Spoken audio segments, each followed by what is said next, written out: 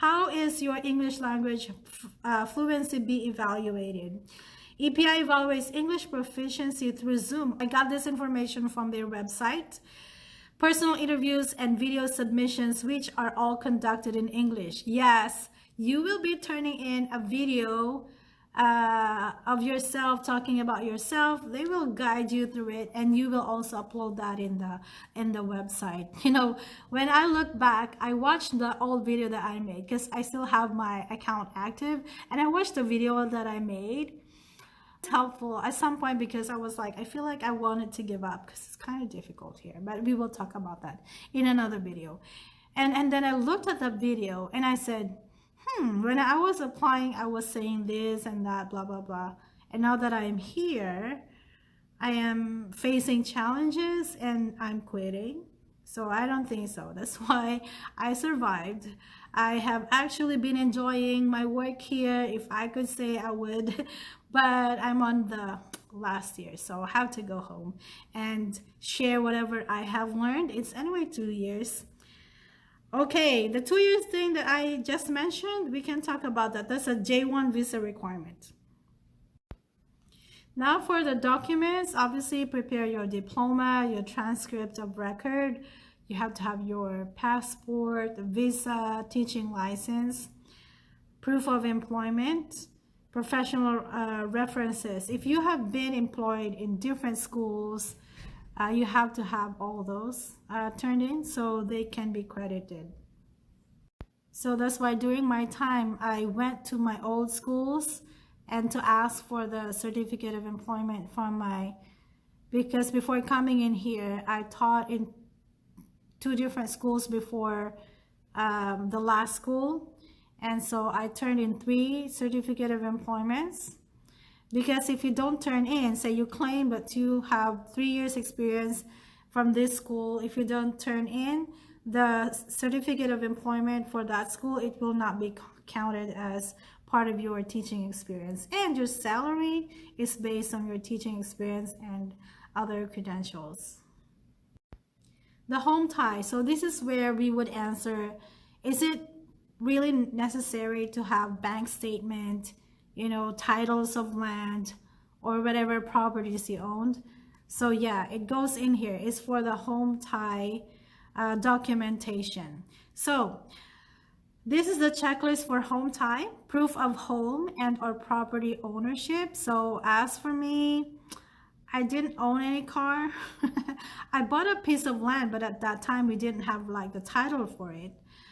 Proof of automobile ownership, if you have car, bicycle, I'm sorry, it's not included. Kariton is not included.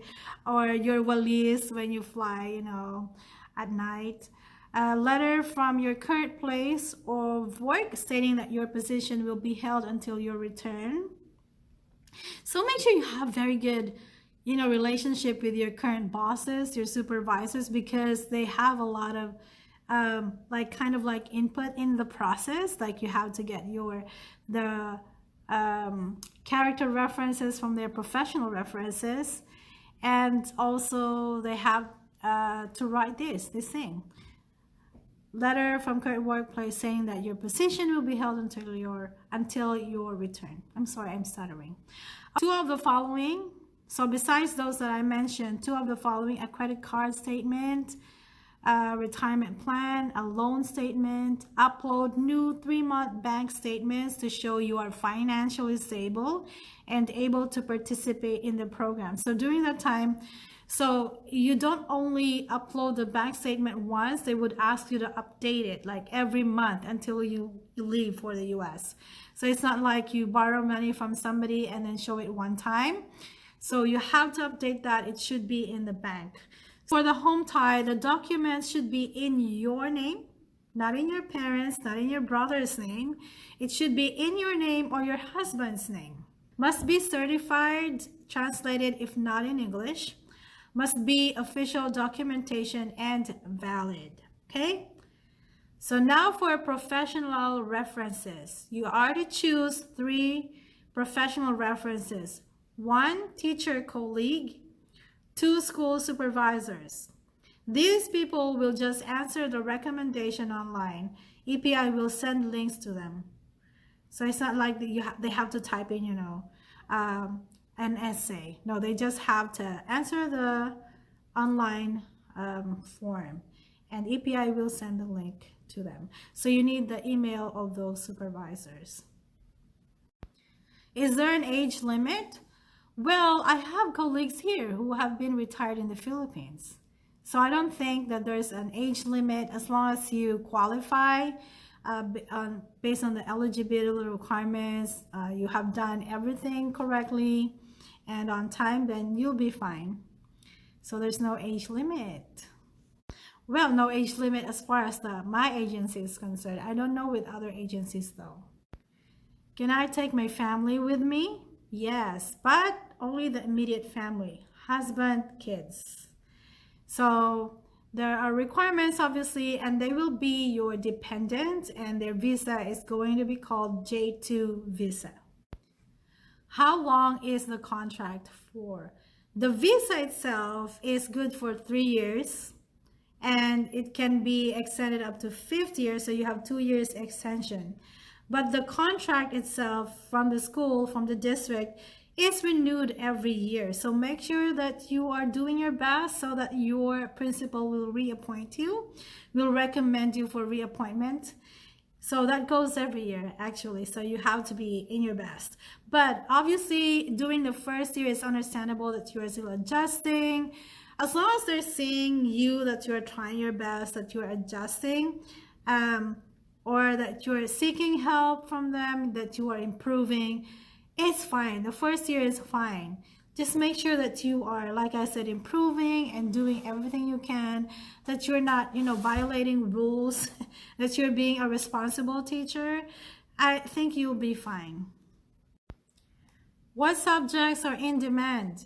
Foreign language like Spanish. So during my batch, I had a batchmate and she's hired here to teach Mandarin. She's from China, but her English is very good too.